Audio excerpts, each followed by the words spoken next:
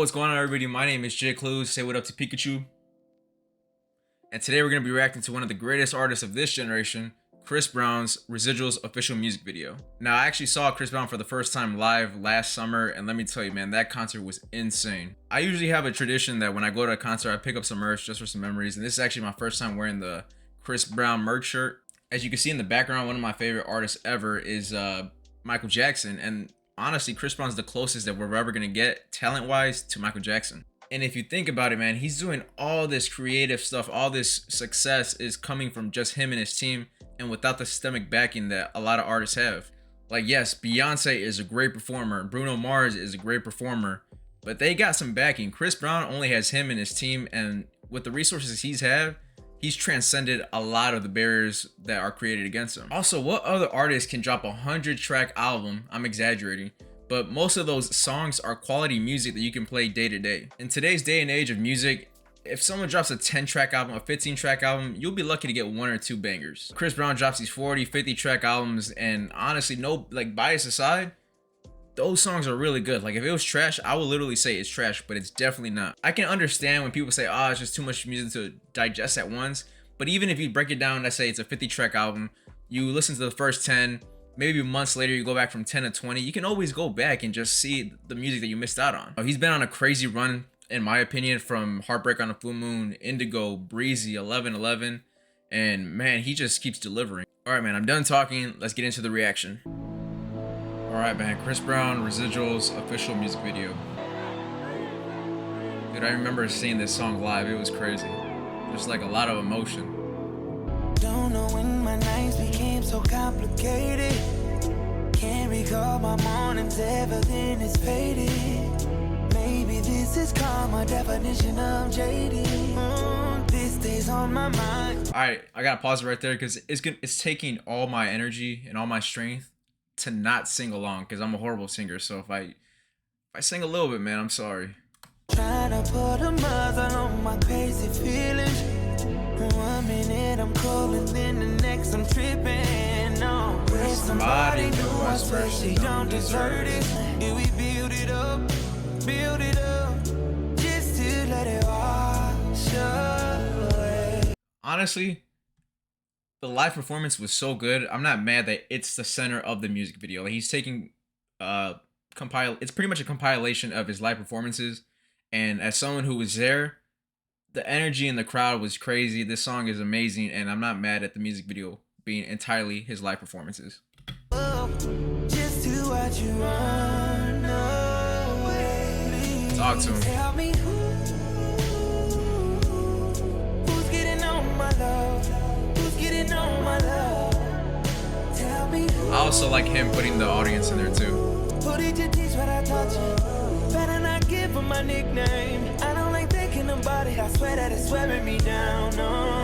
This song, man, just if I was heartbroken and listening to this song, we. Made it clear you didn't wanna see the sequel. I was lying when I said the feelings mutual. Can we build it up, just to let it wash away? And tell me that I lace you up.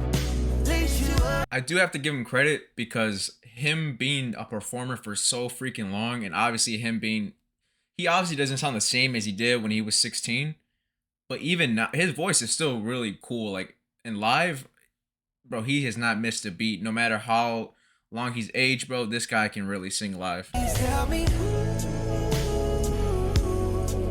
getting on my love? Who's getting on my love? Who's getting on my love?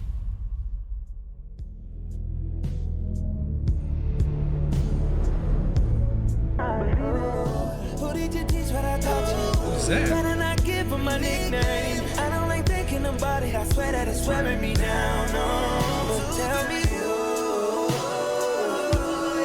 Residuals. Alright, man, that was my reaction to Residuals official music video, and let me tell you, man, you just had to be there. If you didn't go to the live performance, bro, it's hard for me to really explain, the energy and the atmosphere within the concert. I said earlier this is one of my favorite R&B songs to come out within the past few years, simply because R&B's had this very toxic wave, like not to name any artists, but all of them are just talking about toxicity, and it feels like they're talking to other guys about the girls that they're treating wrong, which there's a time and place for that music. But one of my favorite R&B is like when I wouldn't say the guy's begging for the girl, but like a song like this, like Residuals, and this is Residuals is a pure R&B song at its core, and that's why I really like it. It really connects me back to like older R&B, kind of like Bryson Tiller Trap Soul, which I have the album vinyl right there, which I think is an amazing album. And this song really feels authentic to R&B, which is why I really, really like it. Again, man, this song is nominated for I think 2 Grammys, the R&B performance and R&B song. But Money Long with that song Ruined Me, and she's gonna give him a tough run for his money. No pun intended, but obviously I can't even choose, bro. Both those songs are really good. But I'm not mad at either or whoever wins that category. Telling you right now, if you can afford it, go ahead and hit that Chris Brown concert, that tour.